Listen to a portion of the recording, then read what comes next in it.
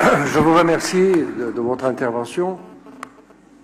Je pense qu'il a été dit par les intervenants, en tout cas de l'intérêt de l'Amérique latine, de voir le Maroc dans sa position géostratégique vis-à-vis l'Afrique, en une partie, mais aussi vis-à-vis l'Europe, de la nécessité d'établir des projets concrets, des pôles de développement, où on peut précisément concevoir une vision dans l'année 2030 qui va bien au-delà des rapports bilatéraux. Je tiens à souligner, parce que le ministre l'a souligné dans son intervention à l'initiation de cette conférence, qu'il y aura un dialogue spécifique avec l'Afrique.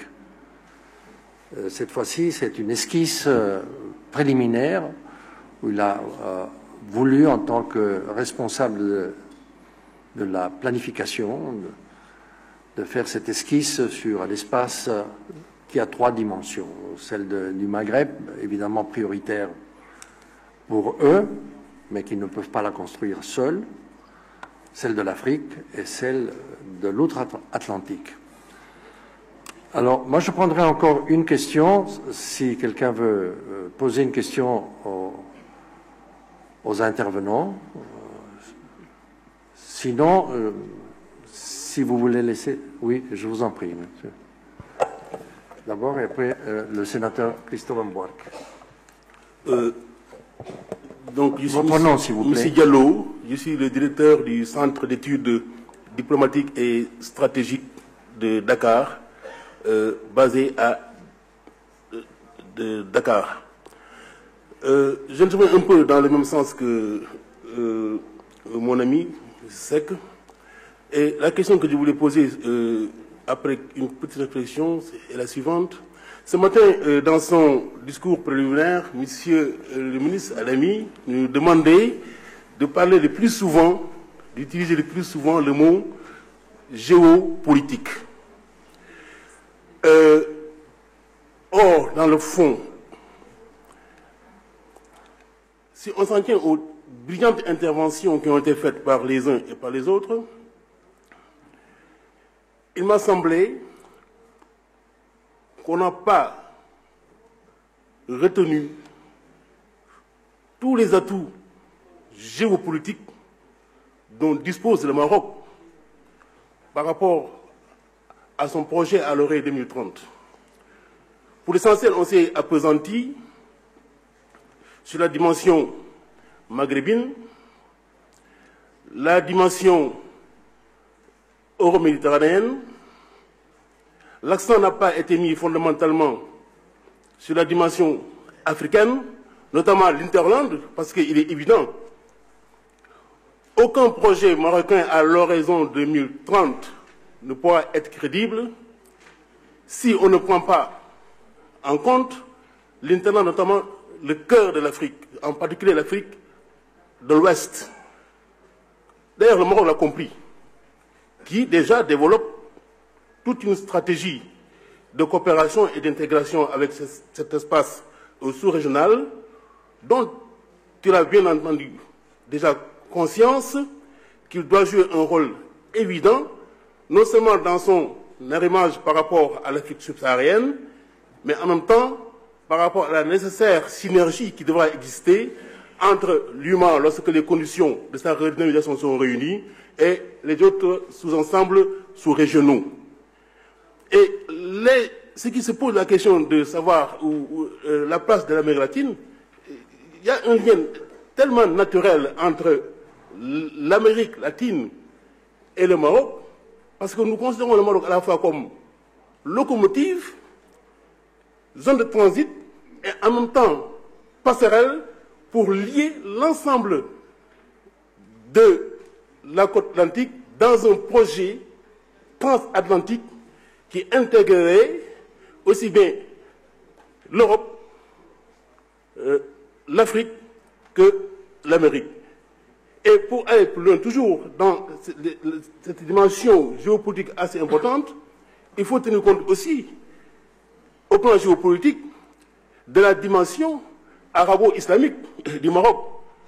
On ne peut pas aujourd'hui envisager l'avenir du Maroc à l'horizon 2030 sans espérer que le Maroc, de par sa position et de par les différents apports qu'il peut amener par rapport à cette question-là, constitue une sorte de locomotive et tracter en quelque sorte une sorte de dynamique qui pourrait contribuer à amener un peu la paix dans la région, notamment du Moyen-Orient.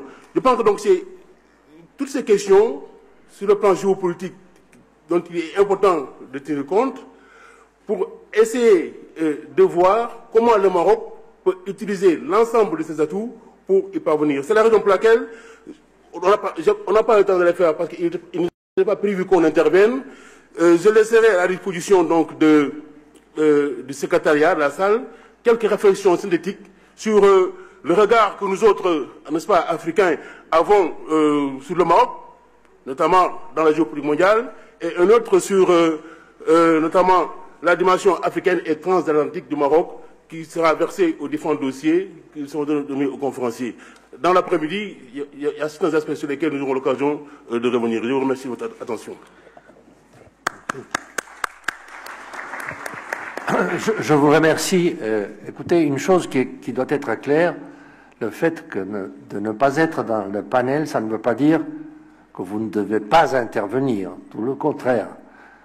Ça dépendra des panélistes, des intervenants, s'ils se limitent au temps qu'il leur est donné.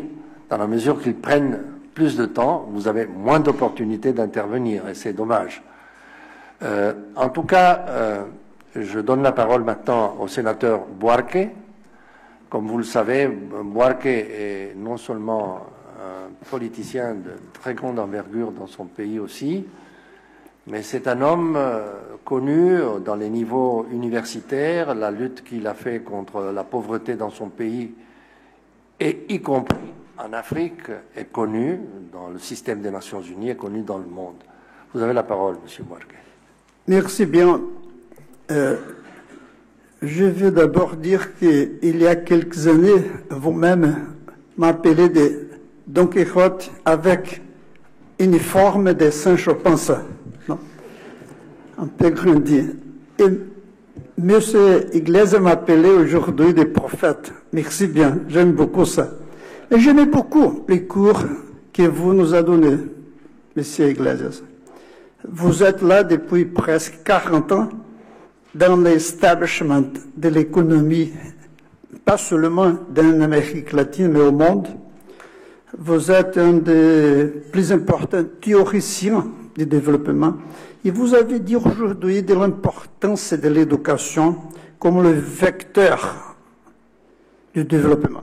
Ma question, c'est cette idée, c'est l'idée de que l'éducation, c'est un important vecteur. C'est une idée à vous, ou vous croyez qu'aujourd'hui, l'establishment des économistes, l'establishment des organismes internationaux, ils commencent à penser que l'éducation est assez importante?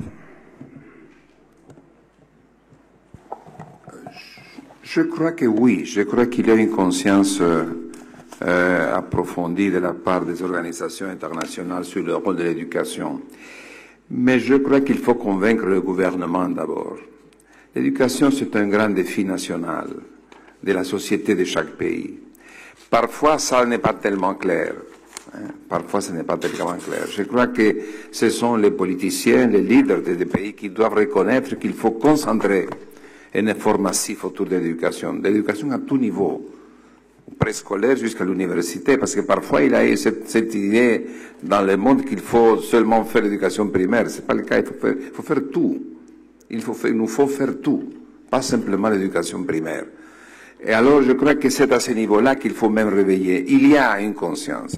Mais je me rappelle par exemple, quand on parle par exemple de la question sociale, et je me rappelle un travail fait par la OECD à Paris, quelqu'un qui a travaillé dans un rapport qui démontra que la distribution du revenu qu'il y a aujourd'hui dans l'Europe suit exactement de tout près la distribution des niveaux d'éducation dans l'Europe en 1850. C'est fantastique. C'est la même ligne qui peut être reproduite maintenant au niveau de la distribution de revenus. 150 ans après, vous trouvez cette réalité. Donc, je crois qu'il n'y a pas de secret. Il faut être convaincu qu'il faut faire un effort massif. Et maintenant, nous avons des ressources qui nous viennent de l'extérieur, grâce au prix des matières premières, qui nous permet de concentrer un grand effort d'investissement dans l'éducation sans pénaliser les autres objectifs de développement. Parce que normalement, il y a une grande lutte entre les secteurs qui nous demandent l'investissement. Maintenant, je crois qu'avec cet excédent de richesse que nous avons, il faut concentrer d'une manière massive les efforts éducationnels pour faire la génération de commencement du siècle, la grande génération qui fera le saut quantitatif dans le développement économique et social de nos pays. Bon, on doit conclure, parce qu'il est l'heure d'aller déjeuner. Je crois que vous êtes tous conviés à un déjeuner qui se tiendra dans ce même, un peu plus loin d'ici, une salle à manger. Il y aura deux intervenants qui, comme je vous ai dit, sont de l'Amérique latine, un du Mexique et l'autre du Venezuela, qui vont parler sur le sujet de l'énergie et les pôles de développement, certains pôles de développement au Maroc. Je pense qu'on commence à chauffer les moteurs. J'espère que dans les sessions de l'après-midi, nos intervenants seront brefs, non pas parce qu'ils n'ont pas beaucoup de choses à dire, ils en ont, mais pour laisser qu'il y ait un dialogue véritablement entre toute la salle et les interlocuteurs. Merci.